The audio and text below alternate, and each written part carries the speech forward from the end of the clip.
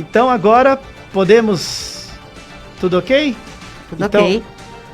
Então é uma grande honra que o programa Show de Bola, a Rádio Movimento e também a cidade de Mariporã vai ter a oportunidade de quem ainda não conhece, conhecer essa grande tenista brasileira, medalha de prata nos Jogos Pan-Americanos de 1975 e por 11 anos consecutivos a tenista número 1 do Brasil. Eu não consigo mensurar a honra que é para o programa Show de Bola receber aqui uma estrela não só do esporte brasileiro, mas uma figura que vocês vão ter oportunidade de conhecer hoje, alguns aspectos aí, não só da vida dela, mas do trabalho lindo social que ela traz para toda a sociedade brasileira. Então, boa noite, em nome de todos os ouvintes aqui da Rádio Movimento, o microfone da cidade de Mariporã é todo seu. Boa noite, Alê, boa noite, Fátima, satisfação enorme, quero agradecer esse convite aí de participar da Rádio Movimento, desse programa Show de Bola. Eu já estou aqui animada para ver se eu tenho alguma chance aí para ganhar o bolo no final da entrevista, será? Olha só, inclui o nome, vamos incluir, lógico, com certeza, esse delicioso bolo, então, seu nome vai ser incluído aqui no sorteio.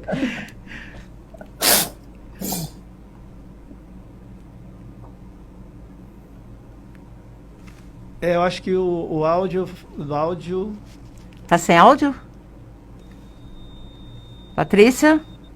Oi, estou escutando bem. Tá ouvindo? Tá escutando. Então tá certo.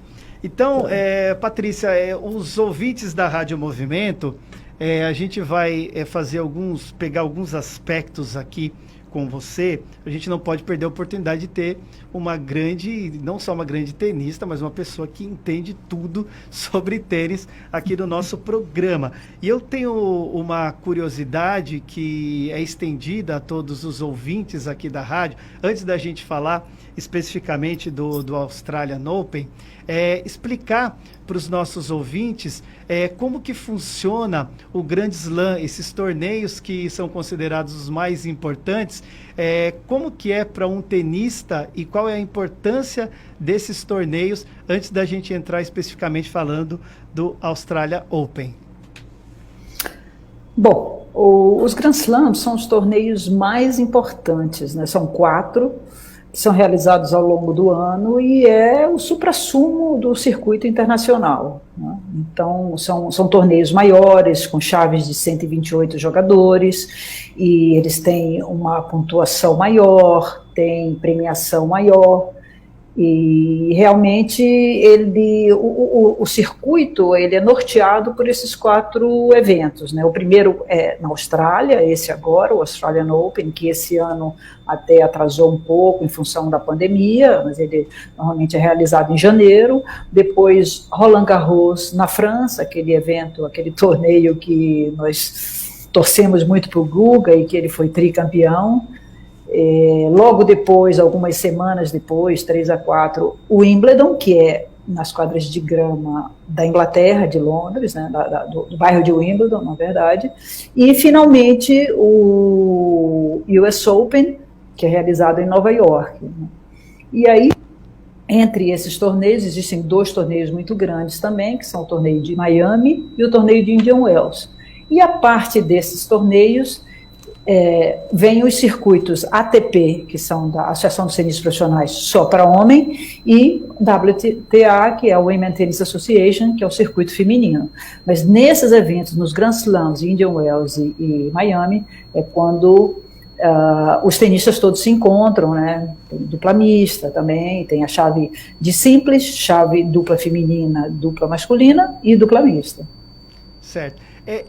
Como curiosidade minha mesmo, entre os tenistas, tem, óbvio, alguns preferem a grama, outros preferem o saibro, mas tem uma hierarquia entre os tenistas desses 4 grandes torneios ou não? Eles levam a importância todos de forma igual?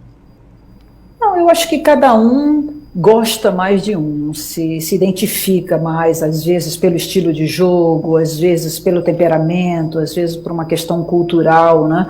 Os brasileiros gostam muito de Roland Garros, saibro, França, aquela coisa mais romântica, né? Mas muita gente também imagina ou tem na cabeça que o Wimbledon é o torneio mundial. Na verdade, o Wimbledon tem essa aura especial porque foi o primeiro torneio a ser realizado no mundo, né? Um torneio dessa importância. Então, muita gente leva o Wimbledon como o torneio. E obviamente que também quem tem esse estilo de jogo que mais se assemelha ou que se encaixa melhor nas quadras de grama, porque cada quadra tem a sua especificidade, né? Então, o piso mais lento é o de Roland Garros, que é saibro, o Wimbledon em grama é o mais rápido, e entre eles o Australian Open, que tem um flex cushion, né, que é um piso emborrachado, e o US Open em Nova York, que também é o que a gente chama de quadra sintética, né? Então, obviamente que os americanos gostam muito do US Open, porque é um torneio gigantesco e de muito prestígio, né? Então, acho que cada um tem a sua preferência. É muito bacana porque eles têm o mesmo peso, e são torneios assim e quem ganha todos eles faz o que a gente chama de Grand Slam, né? O mesmo nome, mas e quem ganha os 4 e mais as Olimpíadas, então os Jogos Olímpicos chama de Golden Grand Slam, né? Legal. Agora, entrando especificamente no Australian Open, me corrige, tá, se eu passar alguma informação incorreta aqui. Nós temos no simples o Thiago Monteiro, né, que até venceu a primeira partida dele. Nas duplas nós temos a Luísa Stefani, o Marcelo Melo, o Bruno Soares e o Marcelo Demoliner. Esses atletas brasileiros, eles acabam disputando esses das duplas com tenistas de outros países, né? Então eu gostaria que você falasse especificamente sobre esse aspecto, né, de como é formada essas duplas na realidade e as chances que esses tenistas brasileiros eles vão ter no campeonato e quem você acredita que vai ser os grandes destaques aí desse torneio de um modo geral. Bom, o tênis, o circuito tenístico, tirando o Fed Cup, que agora ganhou um novo nome, chama Billie Jean King Cup, e a Davis Cup, que são torneios por equipe, e também esse que foi jogado na semana passada, chamado ATP Cup, fora esses torneios que são realizados por equipe, e daí você representa o seu país, todos os outros torneios do ano, você joga por você, e por acaso você é brasileiro, americano, então existe essa possibilidade de você simplesmente combinar com alguém, encontrar no circuito alguém que você se identifique e que você convida para jogar dupla, né? Já nos torneios de equipe não, você tem que jogar com alguém do seu próprio país.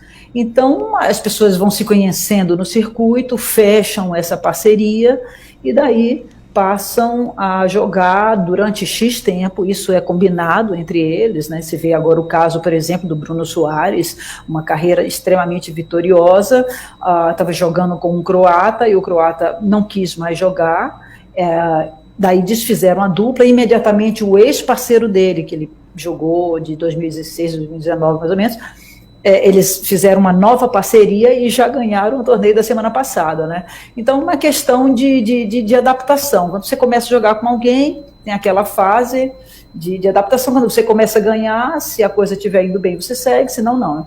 Então, é muito aberto nesse sentido, né? E com relação às chances dos brasileiros, olha, os meninos têm muita chance, o Bruno Soares e o Marcelo Melo, ali todos os dois estão com parceiros que foram também já campeões de Grand Slam. Então tudo pode acontecer, né? Eles têm muita chance de ganhar, mas dupla a gente nunca sabe, né? O Bruno já vem de uma boa parceria, né? reatou com o ex-parceiro e já ganhou o torneio da semana passada. Esse é um termômetro interessante numa fase onde muitos tenistas estiveram afastados das quadras. Lá na Austrália o governo é muito rigoroso. Quem chegou até lá num voo que teve alguém contaminado teve que fazer uma quarentena de 14 dias sem colocar os pés fora do quarto do hotel.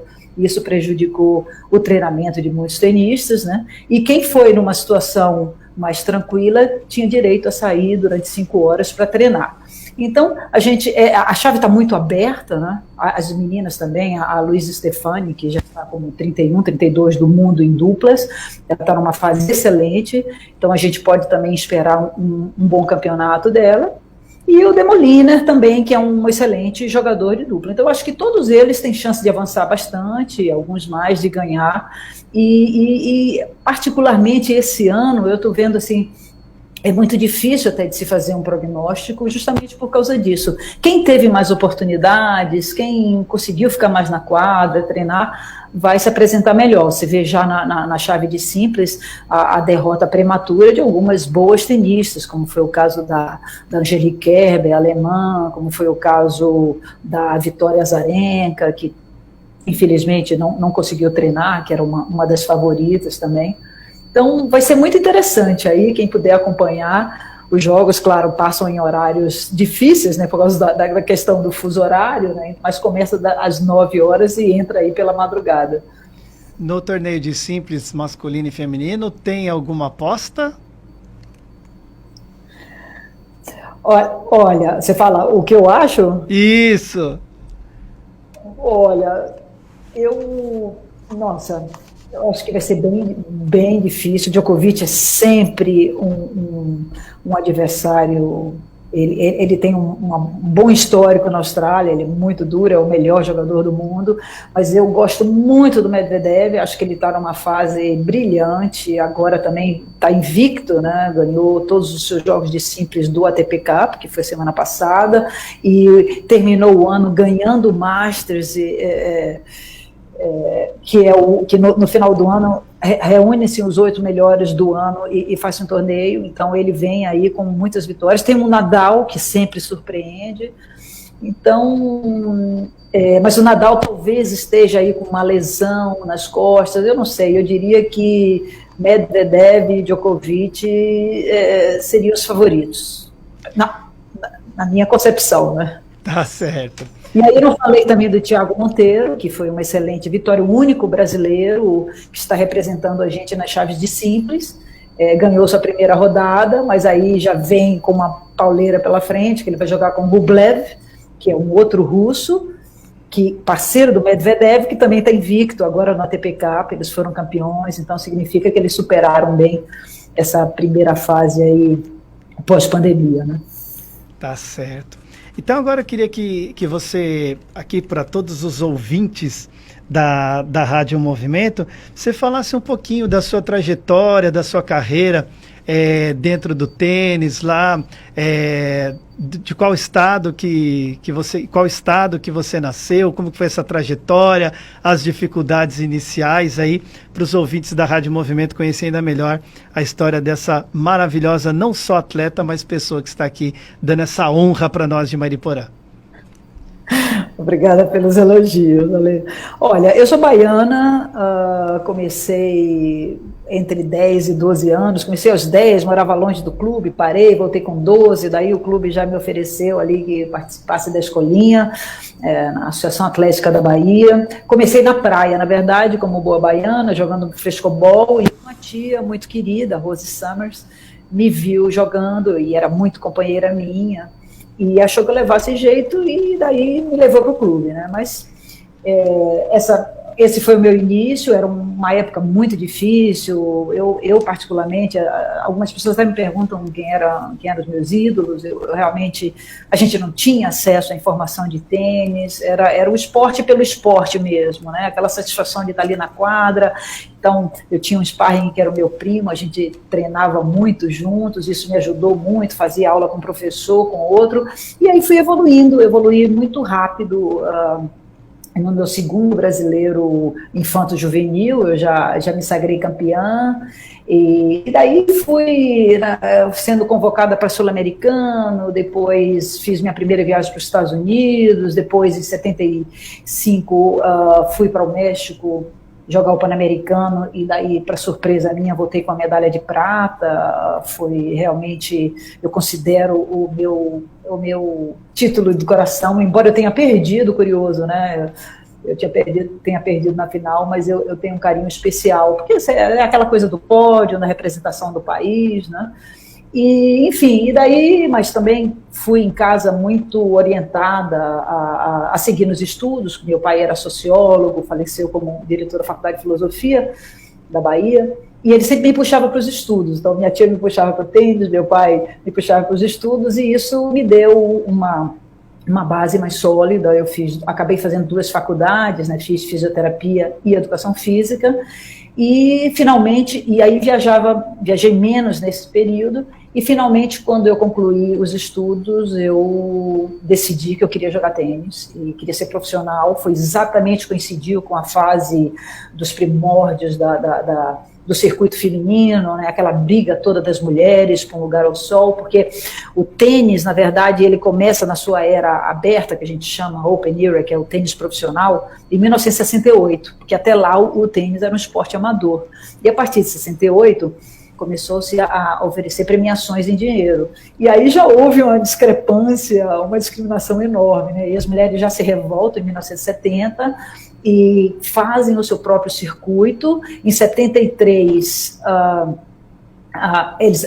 elas fundam a Women Tennis Association, e daí, nessa época, o Virginia Slims já tinha entrado como primeiro patrocinador, e aí o tênis feminino chegou aonde chegou. E foi justamente no momento que eu estava começando a jogar lá nos Estados Unidos, dá para viver disso. E aí falei, é isso que eu quero. Eu gostava dessa vida de viajar, sempre almejei conhecer o mundo, muito mais do que ser a primeira jogadora do mundo.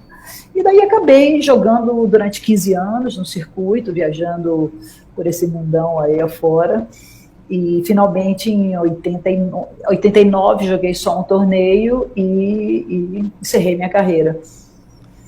E nós somos os grandes felizardos pela opção aí, depois dessa carreira de estudos, né, ter optado pelo tênis, e o povo brasileiro que agradece você pelos belíssimos serviços prestados aí, levando o nome do Brasil num esporte que é importante e que, infelizmente, não é muito difundido aqui no nosso país. E agora eu estou muito curioso, né?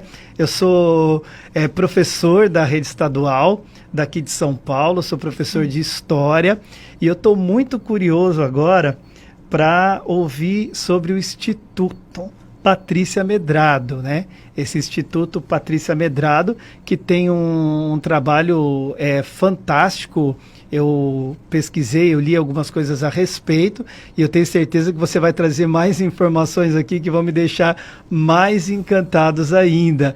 Então eu queria que você explicasse aqui para os nossos ouvintes, né, como foi a ideia, né, de criar esse instituto, o que moveu no seu coração para que você fizesse isso, e falar da caminhada do instituto e como ele está agindo hoje aí na nossa sociedade. Bacana. Bom, o Instituto, ele nasceu, na verdade, de um inconformismo meu, né, da situação que eu presenciava no cenário do tênis feminino, né, porque depois que eu parei de jogar, eu administrei, foi lançado um programa com meu nome, Projeto Patrícia Medrado, numa academia, né, e eu já fazia alguns comentários. Eu fui a primeira comentarista mulher da TV, eu fazia os jogos femininos, né, e também, aí depois criei a minha própria academia, a Academia Patrícia Medrado, na Zona Sul de São Paulo, e passei a treinar também algumas jogadoras, né, algumas jogadoras já profissionais, meninas jovens que queriam também se lançarem nessa vida profissional. Eram boas atletas, mas com muita dificuldade, né, porque o Brasil, a gente sabe, essa falta de apoio, né, o tenista tem que ficar 3, 4 meses lá fora, e é dispendioso, não dá retorno para o patrocinador, Então o tênis nunca teve, naquela época, principalmente, não tinha o apoio necessário, né? Então as meninas tinham muita dificuldade, eu não conseguia viajar com elas, aí eu fiquei como técnica durante 4 anos, tivemos uns resultados satisfatórios, porém era muito difícil de que eu não conseguia, né? É imprescindível que um técnico acompanhe suas tenistas, isso não dava para fazer pela questão financeira. E daí eu fui tocando a academia, realizando todos os meus sonhos, promovendo eventos e fazendo várias coisas, mas no momento relacionado ao tênis, eu fiquei pensando, poxa vida, isso talvez não seja o caminho que o Brasil, que eu tenha que investir e me aprofundar, porque vai ser muito difícil. E daí eu vi, vai ser difícil por essas questões, não pelo potencial humano, né? A gente tem, obviamente, que sempre vai ter. Eu acho que o Brasil ele é imenso, então a gente tem diversos biotipos, de norte a sul, você tem influência europeia, tem uma miscigenação enorme de raças, então a gente tem todos os tipos de biotipo e a gente com certeza pode fazer grandes tenistas, né? Mas falta de apoio é tudo. E daí eu vi num jornal, um jornal específico da Federação Internacional de Tênis, um programa de capacitação de professores de educação física e para inserção da modalidade nas escolas públicas. Daí eu me apaixonei pela ideia, eu falei, puxa, é isso que eu quero fazer, olha que bacana a gente democratizar o acesso à modalidade, a gente difundir o tênis, diferente da minha vida, que foi de profissional, mas o que eu queria era que todo mundo, na verdade, tivesse essa oportunidade, né? Porque eu considero que o tênis tem algumas questões muito particulares que ajudam na educação, né, da criança, que é o fato de não haver substituição, o fato de você não poder receber instrução na quadra, o fato de, como infanto-juvenil, você marcar suas próprias linhas, então favorece o fair play. Então, com uma questão educacional, o tênis favorecia muito essa linha. E aí eu trouxe esse programa para o Brasil, vi a Confederação Brasileira de Tênis, fui a coordenadora nacional, foi um momento bacana, porque foi quando isso em 96, né, foi quando o Guga ganhou Roland Garros pela primeira vez em 97, o programa oficial que o Brasil tinha era o nosso, e na época, em 98, daí eu crio esse instituto, que na verdade começou com o nome de Sociedade para o Desenvolvimento do Tênis, porque eu entendia que eu queria desenvolver o tênis, né? Mas aí, com o passar do tempo, a gente foi percebendo, né, que quando você passa a conviver com essa criançada, com crianças menos favorecidas, que você conhece a realidade deles, que você não é o tênis que você precisa desenvolver em si, a criança, o ser humano, por meio do esporte, né? E aí a gente troca o nome para Instituto Patrícia Nedrado, começa também a fazer atendimentos diretos, e daí o Instituto ganha esses 2 segmentos, né, 2 programas, o Tênis nas Escolas e o Descobrindo o Tênis. Né? O Descobrindo o Tênis é um atendimento direto com a nossa própria equipe, professores treinados por mim mesma, e o Tênis nas Escolas, onde eu capacito professores da rede municipal de ensino, e com doação de material para que eles levem a modalidade para suas práticas diárias. Então o tênis fica sendo inserido dentro de uma rotina. Então, é um programa sustentável, né, porque a partir do momento que você se aposta da metodologia, você tem o know-how, você vira um multiplicador e ainda por cima tem o material. Então, mexe também com a autoestima dos professores, porque é muito bacana, já depois de formado, você aprendeu a nova modalidade, né, uma modalidade que não tem contato direto, que machuca menos.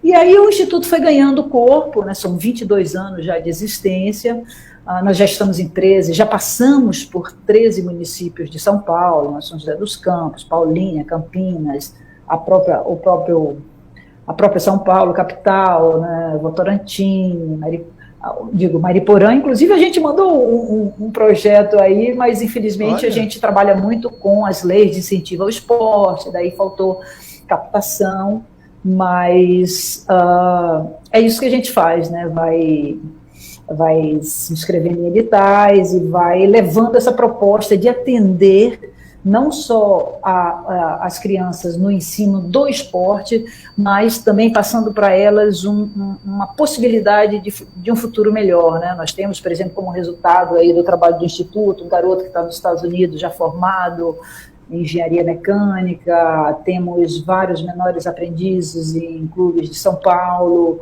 e a gente vai tentando ampliar essa visão. Não temos necessariamente a finalidade ou o objetivo de formar campeões. Eu acho que, assim, campeões da vida, né? Oferecer um futuro melhor para essa garotada. É isso aí. E que bom saber que Mariporã acaba estando aí no radar, né? Quem sabe futuramente, né, a nossa cidade vai ter essa graça aí de ter o trabalho do Instituto. Vamos torcer para que os incentivos aconteçam, venham, e que isso aconteça um dia aqui na cidade de Mariporã. Eu sei que o Australian Open é aí na madrugada, né? Então a sua agenda deve estar aí bem cheia, já esperando aí a próxima rodada dos jogos. Mas antes de encerrar, eu queria finalizar com uma questão que chamou muito a atenção na sua biografia, que é a questão do engajamento social, que para as pessoas públicas, e aqui especificamente no Brasil, os atletas que acabam sendo grandes referências para grandes parcelas da sociedade, a gente em alguns momentos acaba carecendo, né, dessas lideranças dos atletas. E você, como já deu uma pinceladinha ali atrás na entrevista, você fez parte de um movimento muito importante, liderou um movimento muito importante para a equiparação da premiação, né, do masculino com o feminino. E eu queria que você contasse aqui para os ouvintes da Rádio Movimento o que exatamente aconteceu naquele momento ápice, né, desse engajamento, dessa luta, porque é tão bonito a gente ver os atletas com lutas nas questões sociais, nas questões de igualdade, né, seja qualquer que seja a igualdade, quando a gente vê as pessoas públicas trabalhando, né, para que a nossa sociedade ela seja melhor. Então eu queria que você falasse desse momento e o que você fez, Patrícia, num momento X aí de um torneio que os homens iam receber muito mais premiação que as mulheres. Conta para os ouvintes da Rádio Movimento. Sim, esse foi um momento muito emblemático aí da minha carreira. Eu estava muito influenciada por tudo que eu via lá fora e imbuída assim, desse espírito do feminismo também, né? E vendo a luta das mulheres no circuito internacional. E daí eu venho para o Brasil para jogar o campeonato nacional, né? E aí, por acaso, porque nunca me interessava comparar, né? Mas aí foi uma oportunidade que, de repente, eu bati os olhos ali no quadro de premiação e vejo que a gente ia receber 5 vezes a menos que os homens. Aí eu fiquei indignada, né? Fiquei indignada e falei com as 8 melhores jogadoras do Brasil, liguei para cada uma delas. Recebi o apoio já de uma, que era minha parceira de duplas, a gente chegou a ser 9ª do mundo em duplas, a Cláudia Monteiro, e a gente aí começou a falar, liguei para todas as tenistas e saímos, nos retiramos do torneio. Então foi um choque, assim, foi um choque enorme na ocasião para a Confederação Brasileira, para a Federação Paulista, porque o torneio seria realizado em São Paulo, e marcou época, né? Marcou época porque o brasileiro ficou sem as melhores tenistas. Em nossa homenagem, uma empresa patrocinadora fez um torneio para a gente no Rio de Janeiro, só para essas 8 que boicotaram, né? E eu acredito que a gente conseguiu fazer uma certa diferença, né? A partir dali, obviamente que os prêmios nunca se igualaram, mas durante algum tempo não foi mais essa diferença absurda, né? Chegava a ser pelo menos a metade, mas 5 vezes a menos não, né? E foi interessante porque no mundo teve também uma história muito bacana, que foi a Guerra dos Sexos, né? Que é um desafio que houve, e foi mais um marco dessa dessa igualdade, né? O Bob Riggs acaba desafiando uma jogadora, né? Ele ganha da Margaret Court, ele já tinha 55 anos. Obviamente que a gente não pode comparar, né, o esporte masculino do feminino, né? Mas, como ele era um apostador, isso foi muito importante para o tênis feminino, porque também chamou muita atenção. Isso foi em 73, né?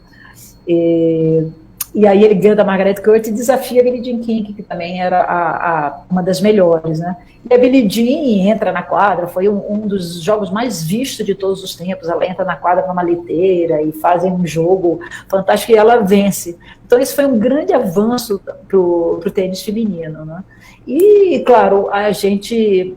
vivendo tanto esse momento, foi, obviamente, que um pouco de transferência aqui para o Brasil, né? Também na década de 70 a gente criou a LIFT, que era a Liga Feminina de Tênis, né? Com um grupo de jogadoras para organizar os nossos próprios torneios e buscar patrocínio. Então a gente tentou algumas coisas aqui, mas eu particularmente passava mais o meu tempo viajando, né? Fora do Brasil. Mas sempre tive muito interesse nessa luta das mulheres, tanto é que agora também estou à frente, juntamente com uma colega, Patrícia Braco, estamos liderando o Comitê Esporte do Grupo Mulheres do Brasil, né? Legal. Também sempre nessa luta para esse protagonismo feminino. É isso aí, o Ale Moraes, aqui do programa Show de Bola, hoje a bola de tênis, né? Eu não tenho nem palavras para agradecer a sua generosidade, o quão importante que você foi aí para a história não só do tênis, mas do esporte, do engajamento social, né, no nosso país. A cidade de Mariporã hoje fica muito feliz com a sua presença aqui. Volto a dizer a sua generosidade dentro aí dessa correria de cobrir esse torneio tão importante, né, que é o Australian Open. Então, esses minutinhos que você deu aí aqui para o programa Show de Bola, para a Rádio Movimento, para a cidade de Mariporã, vamos ser eternamente gratos a você. Quer falar alguma coisa, Fátima? Não, queria agradecer, Patrícia. Super obrigada aí pela sua generosidade.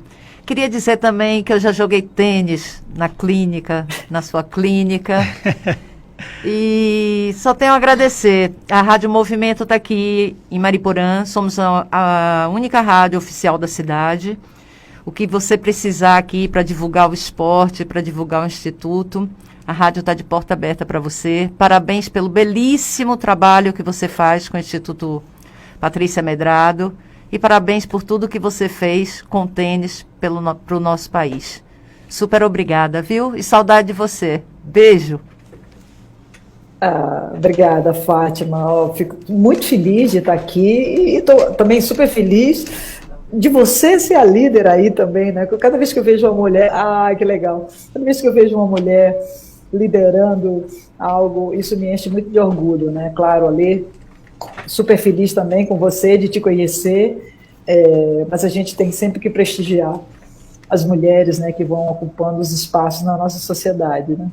Mas muito obrigada pelo convite, assim,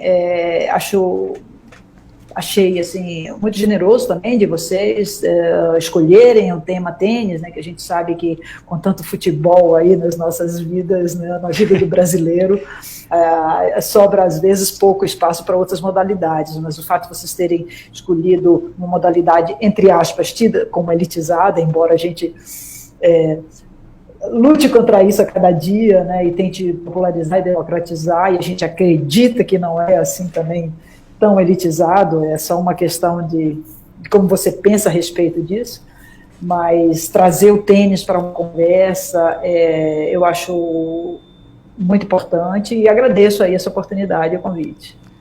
Ô, Paty, só para o Ale vai falar também, e só depois para encerrar, queria que você deixasse aí umas palavrinhas para a garotada que está iniciando, dá um conselho, qual incentivo, porque tem muita gente que eu vejo que é interessada em tênis e não sabe por onde ir, onde começar. Eu sou uma fã de tênis, sou apaixonada por tênis há muitos anos e eu acho que o seu conselho aí vai ser bem legal para essa garotada aí que gosta do tênis. Olha, Fátima, antigamente eu até te diria, bom, procura o tênis em tal academia, ou entra num clube. Hoje em dia eu digo, você quer jogar tênis? Reúna um grupo, né, vá até uma subprefeitura ou até uma secretaria de esportes e, poxa, peça que esse espaço seja criado, entendeu? Criar uma quadra de tênis é a coisa mais simples do mundo, sabe? Ela não precisa ser oficial, ela precisa meramente de linhas que podem ser colocadas até com fita crepe, que é isso que a gente passa sempre para as escolas públicas, né? Você pode, a rede, ela não precisa ser uma rede oficial, ela pode ser uma rede improvisada. A gente já trabalhou muito com material reciclado também, com isso, garrafa PET, tampinha, usar os elementos, usar qualquer espaço. A gente, para você ter uma ideia, num dos programas em São Paulo, a gente começou a atender no estacionamento, né? Aí o pessoal se apropriou da modalidade, foi até a subprefeitura e eles pintaram uma quadra, entendeu?